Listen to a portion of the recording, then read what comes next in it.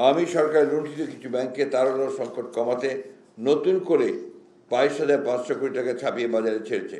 যদিও এই সরকার তার মেয়াদের শুরুতে বলেছিল দেশের অর্থনৈতিক কোনো অবস্থাতেই টাকা ছাপানো হবে না, কিন্তু আওয়ামী লীগ সরকারের ন্যায় টাকা ছাপানোর মতো অর্থনীতির জন্য অত্যন্ত ক্ষতিকর পদক্ষেপটি গ্রহণ করলো, যা দেশের উচ্চ মূল্যস্ফীতিকে আরও বাড়িয়ে দিয়েছে এবং জনগণের নাবিশ্বাসকে বাড়িয়ে দিয়েছে।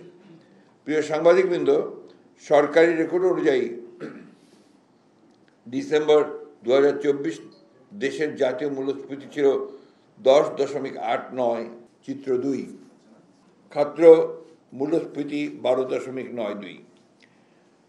তাছাড়া গ্রামের 12.63% তুলনায় শহরে 13.55% খাদ্য মূল্যস্ফীতির আরও প্রকট আকার ধারণ করেছে।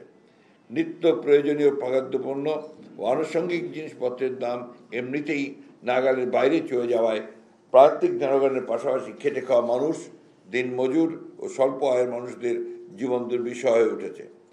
যেভাবে জনজীবনের দৈনন্দিন ব্যয় বৃদ্ধি পাচ্ছে, সেভাবে তাদের আর্থিক আয় বৃদ্ধি পাচ্ছে না।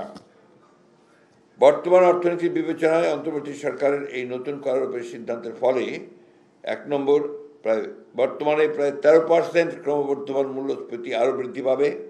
ক্রমবর্ধমান মূল্যস্ফীতির ফলে পরিবারের সঞ্চয় কমবে এবং ব্যাংক থেকে টাকা তোলার হার বেড়ে যাবে। 2, বর্তমানে নিম্নমুখী 5.82% অর্থনৈতিক প্রবৃদ্ধি আরও কমবে। এর অর্থ হল অর্থনৈতিক গতি স্থবির বা মন্থর হয়ে পড়েছে। ব্যবসা বাণিজ্য দ্রুতগতিতে না বাড়লে, কারখানায় উৎপাদন না বাড়লে আয় বৃদ্ধি পাবে না। কর্মসংস্থান আরও কমে যাবে, বেকারের সংখ্যা আরও বৃদ্ধি পাবে। এমনিতেই গত 3 বছর ধরে মানুষের প্রকৃত আয় কমেছে।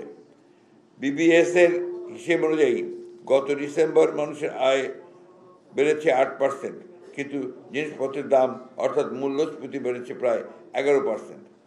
বাংলাদেশ ব্যাংকের গভর্নর 14 আগস্ট আশ্বাস দিয়েছিলেন 5-6 মাসের মধ্যে মূল্যস্ফীতি সহনীয় হবে, কিন্তু বাস্তবে তা বরং বেড়েছে। অথচ প্রতিবেশী দেশগুলো মূল্যস্ফীতি নিয়ন্ত্রণে কার্যকর পদক্ষেপ নিয়ে তার সুফল পেয়েছে। বাংলাদেশ যথাসময়ে যথাযথ পদক্ষেপ নিতে পারেনি। মূল্যস্ফীতি নিয়ন্ত্রণে মুদ্রা ও রাজস্ব নীতি ও বাজার ব্যবস্থাপনায় সমন্বিত পদক্ষেপের অভাব রয়েছে। গোষ্ঠী স্বার্থ উপেক্ষা করতে পারছে না সরকার। বাংলাদেশ ব্যাংক সুদের হার বাড়াচ্ছে মূল্যস্ফীতি কমাতে, অন্যদিকে সরকার কর বাড়িয়ে দিচ্ছে, যা মূল্যস্ফীতি বাড়াবে। এক মন্ত্রণালয় আমদানির অনুমতি দিচ্ছে, আরেক মন্ত্রণালয়ের অধীনে সংস্থা তা আটকে দিচ্ছে।